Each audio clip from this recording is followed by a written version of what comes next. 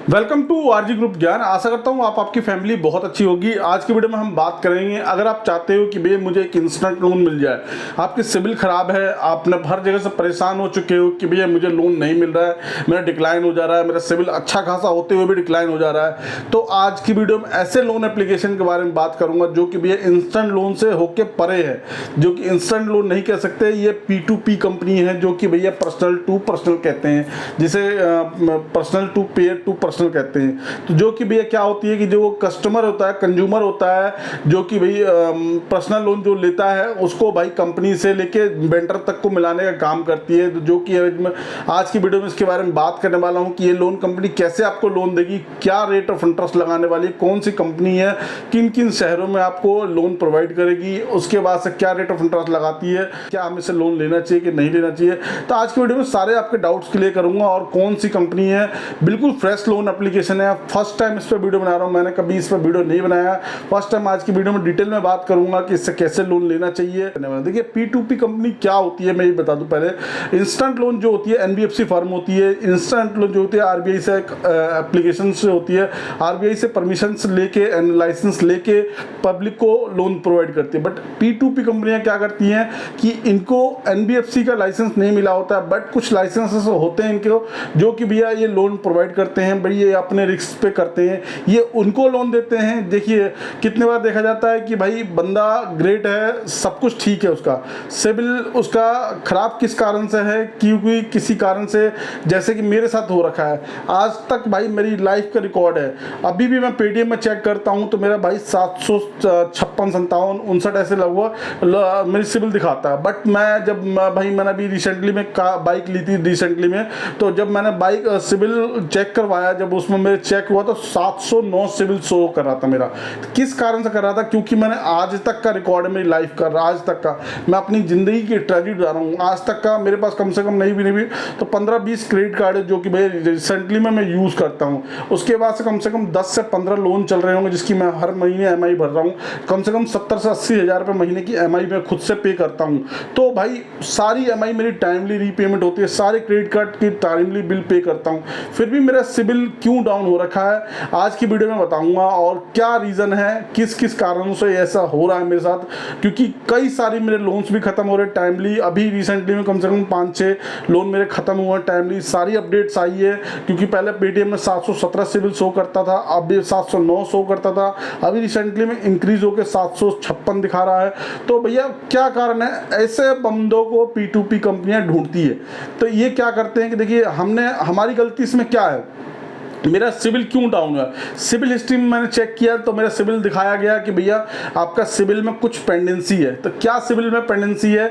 देखिए कितनी बार होता है कि हम लोन ले लेते हैं, मेरे संग क्या हुआ था, मैंने एक कार की मेरी EMI जाती है, कार का लोन लिया, मैंने 4 लाख रुपए का लोन लिया था और जो मैंने डाउन पेमेंट कर दी थी, ठीक है। तो भाई मेरा क्या हुआ था कि लॉकडाउन के समय में मेरे अकाउंट में लीन लगा दिया। लीन का मतलब होता है, कितने भाइयों को नहीं पता होगा, कितने भाइयों को पता भी होगा, तो लीन का मतलब होता है आपके अकाउंट में होल्ड लगा दीजिए, प्रॉपर तरीके से होल्ड लगा दिया जाता है, ठीक है। तो मेरे अकाउंट में भी भाई होल्ड लगा दिया गया था, जिसमें भाई मैं कोई उससे मेरे जो भी मेरा अमाउंट था उसमें लगभग 70-75 हज़ार रुपये उस टाइम में पड़ा था, जिन्होंने मेरे 25 हज़ार रुपये को होल्ड लगा दिया।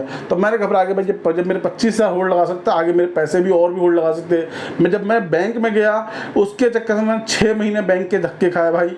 जब मैंने बैंक में गया तो उन्होंने कहा कि भाई आपके अकाउंट में कोई फ्रॉड ट्रांजेक्शन आई है, जिस कारण से आपके बैंक ने हमें भाई गुजरात से कोई कंप्लेंट आई, जिसका कारण से आपके अकाउंट में 25 हज़ार का होल्ड लगा दिया। मैंने कहा ठीक है सर, आपकी बात ठीक है, एग्री करता हूं मैं, ठीक है। बट मेरा भाई मैं एक इंडियन सिटीजन हूं, मेरा आधार कार्ड ले लो, ID प्रूफ ले लो, मोबाइल नंबर ले लो, जो बंदा, मैं एक बात बताऊं, मेरी इसमें EMI कैसे जाएगी, मेरे अकाउंट को इसमें मेरी जो कार की मेरी EMI जाती है 13,000 रुपये की, ये किस्त कैसे जाएगी? तो उन्होंने साफ साफ कह दिया भैया इसमें पैसा मत डालना, हो सकता है आपका अकाउंट फ्रीज हो जाए, चाहे आगे और भी पैसा आपका डेबिट हो जाए। तो मैं तो घबरा गया भाई, मेरे उसी से क्रेडिट कार्ड की पे करता था, उसके बाद से हर महीने उसमें 13,000 रुपये की EMI जाता था। जब मैंने उनसे पूछा तो उन्होंने कहा कि भैया आप ऑनलाइन पेमेंट कर देना। तो मैंने भी सोचा चल यार ऑनलाइन पेमेंट हो जाती है, गेटवे के थ्रू पेमेंट कर देंगे हम, हमारे सारे डाउट क्लियर हो गए। जब मेरे 10 तारीख हुई, 7 तारीख को बात, तो फर्स्ट EMI जब मेरी टूटी थी, तो उसके बाद से क्या हुआ कि भैया जब मैं EMI 10 तारीख की बात आई तो मैंने EMI भरने गया, शाम को 7 बजे ध्यान आया कि भाई मेरे को EMI भरनी है। तो जब मैंने देखा ना कि भाई मेरी EMI, तो भाई ऐसा कुछ हो गया कि भाई EMI पे हो ही नहीं रहा। मैंने बिल डेस्क हर जगह से जितनी मेरी मतलब मेरा अपनी लाइफ में अपनी आज तक के कम से कम 20-25 साल से लोन्स क्रेडिट कार्ड को मैं मैनेज करता हूँ। मैंने सारे तरीके यूज़ करे, जितने मुझे तरीके पता होंगे शायद है आपको पता हो, मुझे नहीं लगता है कि शायद आपको पता होंगे भी। मैंने अपने सारे ट्रिकबाजी सारे तरीके आजमा लिए पर वो पेमेंट्स नहीं हुई मेरी, ठीक है। नेक्स्ट डे मैंने क्या किया कि भैया बैंक में जाके कैश में डिपॉजिट कर दिया, ठीक है। उसके बाद से डिपॉजिट करने के बाद 13,000 रुपये उन्होंने मेरे ऊपर चार्जेस लगा दिए, 600 मतलब 1200-1300 रुपये का चार्जेस लगा दिया। फिर क्या हुआ कि भाई नेक्स्ट डे जब मेरा नेक्स्ट मंथ आई तो मैंने क्या किया, मैंने उससे पूछा भाई अब पिछले महीने तो ऐसे ही हुआ 1200 रुपये चार्जेस लग गया, आप फिर इस महीने लग जाएगा। तो उन्होंने कहा कि एक काम करो आप उससे पहले EMI पे कर दो। मैंने EMI भी टाइम से 10 तारीख की किस्त जाती थी, 7 तारीख को EMI पे कर दिए। इस कारण से भी मेरी फिर से भी EMI में चार्जेस लग गए। तो ये क्यों चार्ज लगे, क्योंकि ECS हिट होती थी, ECS हिट के कारण से मेरे चार्जेस ऐसे जुड़ते जुड़ते भाई मेरे अकाउंट में 8,000 की पेंडेंसी सिविल में शो कर रही है आज की डेट में। तो भैया मेरी मैंने आज तक उसकी भी EMI आज तक सारी जारी है, कोई टाइमली कोई बाउंसिंग नहीं हुई है। पर इस कारण से भैया पेनल्टी के ऊपर भी इंटरेस्ट लगा रहे हैं, तो भाई 8,600 रुपये की पेनल्टी मेरे ऊपर हो रखी है। तो ऐसे कुछ कारण होते हैं कि भाई कितने भाइयों को पता नहीं होते, एक दिन लेट कर दिया, 2 दिन लेट कर दिया तो उनको लगता है कि भाई एक दिन लेट करने से क्या होगा, बट वो पेनल्टी हो जाती है भाई। पेनल्टी आपका 1,500 रुपये होगा, आप नहीं भरोगे तो वो जोड़ते वो भाई बहुत बड़ा अमाउंट बन जाता है। तो इन लोगों को नहीं पता होता, तो इन भाइयों को, क्योंकि वो तो भैया जानता है, मैं तो जानता हूँ कि भाई मैं सारी टाइम से EMI पे कर रहा हूँ। तो ये होता है भैया, हमें लगता है कि भाई हम टाइम से भर रहे हैं, पर NBFC को लग रहा है कि भाई वो हमारा पेंडेंसी है, उन्होंने ब्याज पे ब्याज पेनल्टी के ऊपर ब्याज जोड़ दिया। तो ये होती है P2 कंपनियां, जो कि भैया देखती हैं कि हमारा भाई व्यूअर्स है वो जो कस्टमर है वो पेमेंट टाइम से कर रहा है तो उनको हम लोन देते हैं। P2P कंपनियां क्या होती हैं कि बहुत सारी कंपनियां हैं मार्केट में, उन्हें डजेंट मैटर, सिविल पे कोई फर्क नहीं पड़ता है। मैंने देखे हैं 650 सिविल वालों को भी लोन मिला है P2P कंपनियों से। तो आई गेस ये कंपनियां इसीलिए अच्छी है, इसलिए मतलब मैं इनको कहूँगा सेटिस्फाइड की, क्योंकि ये लोन दे देती है। देखिए लोन लेना ना लेना आपकी बात है, किसी से भी लोन लो तो भाई भरने की पहले उम्मीद रख लो। तो आज की वीडियो में चलिए हम बहुत लंबी बात हो गई, तो भाई मैं आज की वीडियो में बताने वाला था जो कि P2P कंपनी के बारे में। देखिए कभी कभार होता है कि भाई बात बोलते बोलते सिचुएशन जब अपने ऊपर आती है ना, तो हर आदमी कहता है मैंने उसके चक्कर में भाई, मेरे लोन के चक्कर में भाई मैंने 6 महीने तक, मानोगे नहीं, मैं अपनी डेली कार को लेके जाता, पार्किंग में 100 रुपये देता, उसका कन्वेंस फूकता, टाइम हरेस किया जाता, और उसके पैसे, लोग पैसे ना देने के लिए परेशान होते, मैं पैसे देने के लिए परेशान था। तो ऐसी भी मेरे साथ स्थिति आई है। तो लाइफ में मैंने ये भी सीखा है कि चीज़ें ऐसी भी होती हैं, ठीक है। उसके बाद भी मेरे ऊपर 8,600 रुपये आज तक में पेनल्टी में ब्याज के ऊपर ब्याज, मतलब पेनल्टी के ऊपर में 8600 रुपये का ब्याज, पहले मैं जानता 3600-3700 था, उसके ऊपर ब्याज जोड़ते 8600 रुपये उसने कर दिया। बट मैं सोच रहा हूँ अब ये दे के ख़त्म ही करूँगा। तो आई गेस चलिए हम बात करते हैं कौन सी कंपनी है। तो सबसे पहले हम दिखाई देता हूँ मैं आपको। तो ये देख सकते हैं यहाँ पे साफ साफ कहते हैं गेट, ये देखिए get online personal loan attractive rate of interest पे P2P कंपनी है, जो कि भाई RBI से अप्रूव है, नॉन बैंकिंग फाइनेंस कंपनी है, peer to peer lending platform है, P2P जो कि सर्टिफाइड है। और भाई ये जो कंपनी है ना भाई, आपको 1,000 से लेके 5 लाख रुपए तक का आपको लोन दे देगी। अगर आप चाहते हो कि मुझे भैया अच्छा खासा लोन अमाउंट मिल जाए, तो देखिए आपका सिबिल ठीक ठाक होगा या 19-20 होगा, कोई डिफॉल्ट नहीं करा, जो मैंने आपको बताया वो चीज़ें होंगी तो 110% आपको लोन मिले। मुझे भी कई सारी जगह से लोन मिल जाता, कई जगह रिजेक्ट भी हो जाता है, मैं नहीं कहता।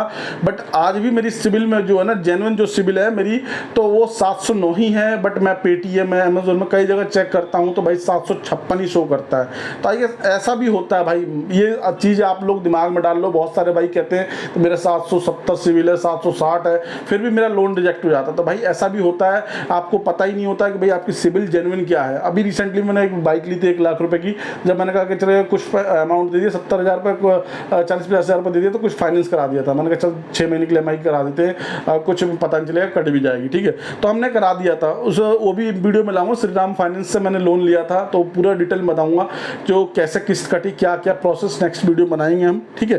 तो भाई ये कंपनी जो है आप यहाँ पर देख सकते हो, जो कि भैया 5 लाख तक का लोन देती हैं। टेनओवर की भी बात कर ले तो भैया अच्छा खासा टेनओवर आपको देखने को मिल जाता है, 3 से लेकर 12 महीने के लिए टेनओवर मिल जाता है। प्रोसेसिंग फ़ी की बात कर ले 2 से लेकर 10% तक का प्रोसेसिंग फ़ी लगता है, नो कोलेटरल है, नो सिक्योरिटी कोई मांगते हैं ये भाई। और जो कि भैया बहुत सारी कंपनियां इनके संग मर्ज होती है, जो कि भाई ये कंपनी जो 2015 से लिस्टेड है, जो कि P2P में जो 15 से लिस्टेड है। ये बता दूं एक चीज़, अगर आपको ये लिंक ना मिले, चाहे दिक्कत हो आपको, तो डिस्क्रिप्शन में इसका लिंक दे दूंगा। इस लिंक से डायरेक्टली इसकी वेबसाइट पर जाके आप अप्लाई कर सकते हो लोन को। और भाई आपका अप्रूव होए तो भाई ज़रूर कमेंट में बताना आई गेस। और मैं तो यही चाहता हूँ कि हर भाई के जिसकी ज़रूरत हो ना उसी को लोन मिले। और भाई लोन लेना कोई चीज़ का समाधान नहीं होता। अगर आपको लगता है कि हाँ मेरी इमरजेंसी है, मुझे लोन की बहुत ज़रूरत है, तभी लोन लेना। और लोन लेना मैं अभी भी कह रहा हूँ आपको, देखिए कितने बच्चे होते हैं, कितने भाई होते हैं जो कि भैया लोन ले लेते हैं, ट्रैप में फंस जाते हैं। तो भाई अगर आपके पास क्षमता है कि मैं लेकर रीपेमेंट कर सकता हूँ, मेरा कोई ऐसा सोर्स ऑफ इनकम है कि मैं कल मैं EMI पे कर सकता, तभी लोन लेना। नहीं तो आप लोन लेते हो 10 रुपये भरना पड़ता है आपको 20 रुपये, अगर आपने लेट कर दिया तो 30 रुपये भी जाएगा। तो आई गेस ऐसा भी होता है, ठीक है। देखिए इसमें यहाँ साफ साफ लिखा हुआ है कि loan available for people low CIBIL on CIBIL history पे, ठीक है। तो भाई ये चीज़ें आप बहुत बड़ा मैटर करता है, जैसे कि मैंने स्टार्टिंग बताया था आपको कि भैया सिबिल इसमें इंपॉर्टेंट फैक्टर नहीं है, ठीक है। जो कि आप साफ साफ देख लो, यहाँ पे फिजिकल डॉक्यूमेंट कोई नहीं मांगेगा। और पे टू पेयर मैंने जैसे कि आपको बताया कि भाई आपका कोई डिफ़ॉल्ट नहीं किया होना चाहिए, कोई आपने सारी EMI जा रही है, किसी कारण से एक आध मिसिंग हो गई तो उससे कोई फ़र्क नहीं पड़ता है, आपका लोन मिल जाएगा, ठीक है। और भाई रिक्वायरमेंट क्या क्या चाहिए आपको मैं बता दूं, Aadhaar card, PAN card, permanent electricity bill हो तो अच्छी बात है। और जो एड्रेस प्रूफ होता है, बैंक की स्टेटमेंट मांगते हैं जो वगैरह वगैरह, जो कि हो सकता है आपसे आगे फ्यूचर में मांगे। इंस्टेंट लोन अप्लाई करने के बाद जो हो सकता है आपसे कॉल पे चाहे आपकी स्टेटमेंट मांगे, बट आपका लोन हो जाएगा, ठीक है। और भाई ये देखिए लोन कितने तरीके से लोन देते हैं ये बता दूँ। ये देखिए क्रेडिट कार्ड को आउटस्टैंडिंग पेमेंट के लिए, मेडिकल इमरजेंसीज के लिए, हाउस रेनोवेशन के लिए, मैरिज के लिए, ट्रैवल के लिए, एजुकेशन के लिए, तो बहुत सारे सेक्टरों में लोन देते हैं। और भाई RBI से अप्रूव्ड है ये भी कंपनी, जो कि भाई प्रोटोकॉल है टेस्टेड सेटिस्फाइड कहते हैं, क्योंकि भाई यहाँ पे आप देख सकते हैं। तो भैया यहाँ पे मैंने आपको स्टार्टिंग में बता दिया I2 फंडिंग है, कंपनी का नाम है I2I फंडिंग पर्सनल लोन, जो कि भैया i2funding.com की तरफ से आती है, जो कि आपको नाम बता दिया है। अगर आप इसकी वेबसाइट पर नहीं दिक्कत होती है, आपको नहीं मिलता है, तो डिस्क्रिप्शन में लिंक दे रखा हूँ, वहाँ से भी जाकर देख सकते हो, ठीक है। वहाँ से भी ट्राई कर सकते हैं। कंपनी का नाम जो RNVP टेक्नोलॉजी प्राइवेट लिमिटेड है, जो कि भैया इसकी रेटिंग जो मिली है ना भाई, जो कि भाई 4.2 की रेटिंग है, बट आपको लोन मिल जाएगा, ठीक है। कहने का मतलब डिफ़ॉल्ट नहीं होना चाहिए। देखिए यहाँ पर 2000 लोगों ने रिव्यू भी दिया है, 5.7 की रेटिंग है, और इसके बाद से 5 लाख लोगों ने डाउनलोड किया। 5 लाख बहुत बड़ा नंबर हो जाता है। तो आई गेस मैंने सारी चीज़ कवर कर ली, सारी चीज़ बता दी, अपने एविडेंस भी दो लोग गए थे, नेक्स्ट वीडियो में दे दूंगा कि भाई मेरे संग कैसा क्या क्या हुआ था। इसलिए मैं कहता हूँ कि आप लोगों के संग कोई चीट ना हो, कोई आप लोग फ्रॉड ना करो। बहुत सारे भाई कमेंट में कहने लगते हैं कि भैया आप ज्ञान दे रहे हो, ये वो वगैरह वगैरह। देखिए भाई मेरा काम है करना, मैं फालतू की बातों को सुनता नहीं हूँ, क्योंकि भैया जो सुनता है ना भाई वो सुनते रह जाता है, जो करता है वो करते रह जाता है। सुनने वालों की कभी कमी नहीं होती है। तो भैया जिसको आगे बढ़ना है ना, तो वो इन सब बातों का ध्यान नहीं देते। मैं इन सब बातों को ध्यान नहीं देता हूँ। जिसको भाई भोगना है भोगते रहे, मेरे को अपना काम करना है, करते रहूँगा, ठीक है। जिन भाइयों को लगता है कि भाई मैं आपके लिए कुछ करता हूँ, जो कि मैं कोशिश करता हूँ हर वीडियो में कि भाई आपको जेन्युइन वीडियो दूँ, आपको हर चीज़ बताऊँ कैसे क्या करना है। देखिए लोन लेना ना लेना आपके ऊपर डिपेंड करता है। तो आई गेस अगर आपको लगता है कि मैं कुछ आपके लिए इन्फॉर्मेटिव बताता हूँ तो एक लाइक कर देना, चैनल पर नए हो सब्सक्राइब कर लेना, हो सके तो अपने फ्रेंड्स अपनी फैमिली में शेयर कर देना। वीडियो देखने थैंक यू सो मच।